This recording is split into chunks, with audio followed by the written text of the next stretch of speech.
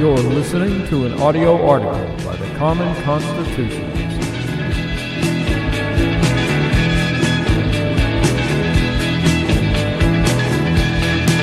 Today's Columbus Day audio article is entitled, "Columbus Wasn't Indigenous, Neither Were American Indians." As another Columbus Day is upon us, we are reminded again that the loony left is so aptly named and why we describe them as low information. We all know Columbus didn't just innocently sail the ocean blue in 1492. We all know it should be Columbus came in with the tide for the sole purpose of genocide. Oh yeah, baby. We know Ferdinand and Isabella said, "So Chris, we hear you want to sail off and discover a new world or something."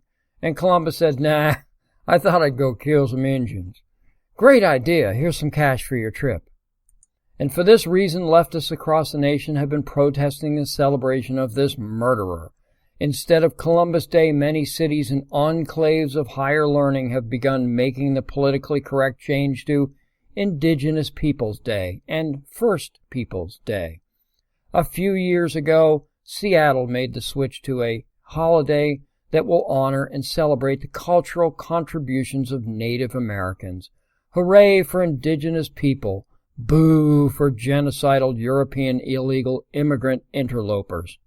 And it continued at the University of Oklahoma, where a student organization calling themselves Indigenize OU made demands, of course they made demands that Columbus be thrown on the ash heap of history and replaced with the aforementioned Indigenous People. By the way, this organization actually consisted of four American Indians. Naturally, the OU student government bowed to the four students' demand and voted to scrap Columbus. Now, I understand that leftists always have something to complain and moan about, and I agree that Columbus was not indigenous to America. The problem is that these four Indians aren't indigenous either.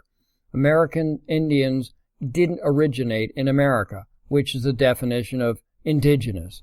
They just happened to get here a lot earlier than we did.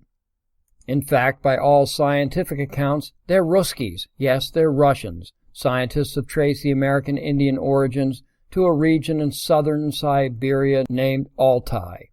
The region lies at the intersection of what are now Russia, Mongolia, China, and Kazakhstan. DNA studies have concluded that these peoples of this mountainous region trekked across the ice-covered Bering Strait between 13 and 14,000 years ago. Dr. Theodore Schur from the University of Pennsylvania has been researching this for years. Dr. Schur's team checked Altai DNA samples for markers in mitochondrial DNA, which is always passed on by mothers, and Y chromosome DNA, which sons inherit from their fathers. Because of the large number of gene markers examined, the findings have a high degree of precision. In the Y chromosome DNA, the researchers found a unique mutation shared by Native Americans and the people from southern Altai.